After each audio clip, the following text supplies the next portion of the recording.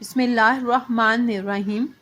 راوی بیان کرتے ہیں کہ ہماری ملاقات ایک بزرگ سے ہوئی۔ جب ہم عشاء کی نماز پڑھ چکے تو بزرگ نے فرمایا کچھ کھاؤ گے؟ میں نے کہا ہاں۔ فرمایا غار کے اندر درجے میں چلے جاؤ اور جو ملے کھا لو۔ اندر گیا تو ایک پتھر پر اخروٹ، منکی، خرنوب، سیب، انجیر یہ سب چیزیں ایک ایک طرف رکھی ہوئی پائیں۔ میں نے جتنا چاہا ان میں سے کھا لیا۔ رات بھر وہ جاگتے ہی رہے۔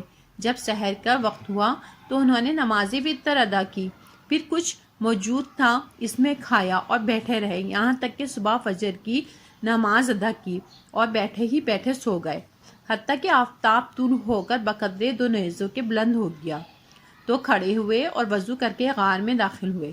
میں نے دریافت کیا کہ یہ میوہ کہاں سے آتا ہے؟ اس سے اچھا تو میں نے کبھی نہیں کھایا۔ فرمایا یہ تم آنکھوں سے دیکھ لو گے۔ اتنے میں ایک پرندہ آیا جس کے دونوں بازو سفید اور سینہ سرخ اور گلا سبز تھا۔ اس کی چونچ میں منکی اور پاؤں کے بیچ میں اخروٹ تھے۔ اس نے منکی کو منکی پر اور اخروٹ کو اخروٹ پر رکھا۔ جب اس کے پروں کی آہٹ سنی تو فرمایا تو نے دیکھ لیا؟ میں نے کہا ہاں۔ فرمایا یہی پرندہ میرے لیے پاس یہ چیزیں لاتا ہے 30 سال سے۔ میں نے پوچھا دن میں کتنی بار آتا جاتا ہے؟ فرمایا 7 بار۔ میں نے حساب کیا تو 15 بار آیا اور گیا۔ میں نے ان سے ذکر کیا تو فرمایا تمہارے واسطے ایک بار زیادہ لاتا ہے، اور ان کا لباس ایک چھال کا تھا جو کیلے کی مثل تھا۔ میں نے پوچھا یہ کہاں سے آپ کے پاس آتا ہے؟ فرمایا یہی پرندہ عاشورے کے روز 10 ٹکڑے اس چھال کے لاتا ہے، میں اس کا کرتا یا پاجامہ بنا لیتا ہوں۔ ان کے پاس ایک سوا بھی تھا جس سے وہ چھال دیتے تھے، اور وہی پھٹی پرانی چھال کے ٹکڑے ان کے نیچے بچھے ہوئے تھے، اور ان کے پاس ایک پتھر تھا جس میں پانی ڈال کر اس کا پانی بالوں پر ملا جاتا تو بال اکڑ جاتے۔ ایک دن میں نے ان کے پاس بیٹھا ہی تھا کہ 7 آدمی ان کے پاس آئے جن کی آنکھیں لمبائی کی جانب بھری ہوئی تھیں اور سرخ تھیں، ان کا لباس ان کے بال ہی تھے۔ مجھ سے فارسی میں فرمایا ان سے نہ گھبراؤ، یہ مسلمان جن ہیں۔ ایک نے سورہ طٰہٰ آپ کو سنائی اور دوسرے نے سورہ فرقان، اور ایک نے سورہ رحمان کی کچھ آیاتیں آپ سے سیکھیں، پھر وہ چلے گئے۔ میں نے انہیں بعض مرتبہ سجدے میں یہ دعا پڑھتے سنا اور اس دعا کو آواز سے پڑھتے تھے۔ میں نے کہا آپ نے یہ دعا کس سے سیکھی؟ فرمایا مجھے اس کا الہام کیا گیا۔ ایک رات میں یہ دعا پڑھ رہا تھا کہ میں نے ایک ہاتف کو کہتے سنا کہ جب تم یہ دعا مانگو تو آواز سے یہ دعا مقبول ہے۔ میں ان کے پاس 24 روز تک رہا، پھر مجھ سے فرمایا کہ اپنا قصہ بیان کر، تو میرے پاس یہاں کیوں کر پہنچا؟ میں نے قصہ بیان کیا۔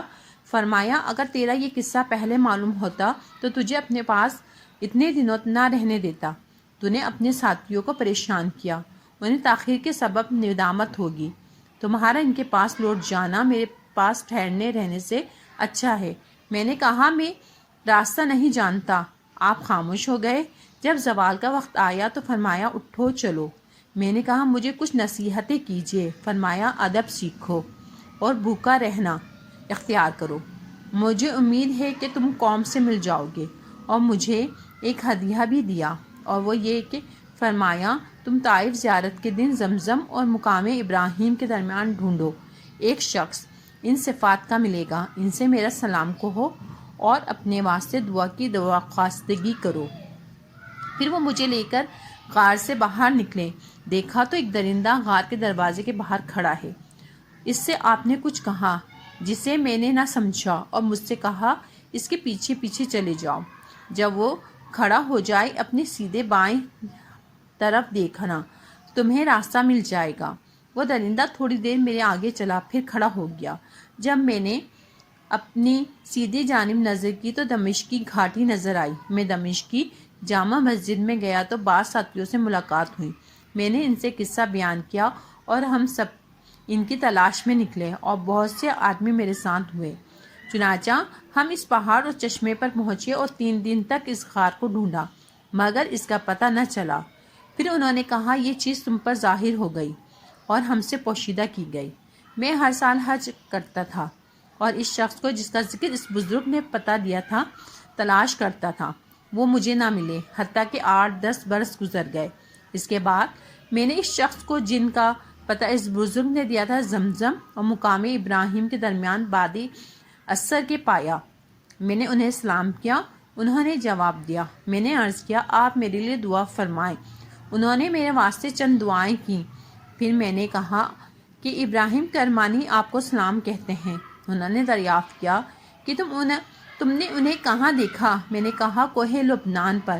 مجھ سے کیا کہا خدا ان پر رحم کرے۔ میں نے کہا ان کی وفات ہو گئی؟ کہا اس وقت میں نے ان کو ان کے بھائیوں کے ہمراہ غار میں دفن کیا ہے اور ان کی نماز ادا کی ہے۔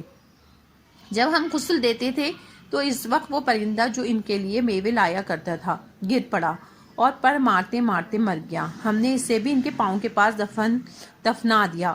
پھر وہ شخص طواف کے واسطے چلے گئے۔ اس کے بعد میں نے انہیں نہیں دیکھا۔ بے شک اللہ والوں کی شان ہی نرالی ہوتی ہے۔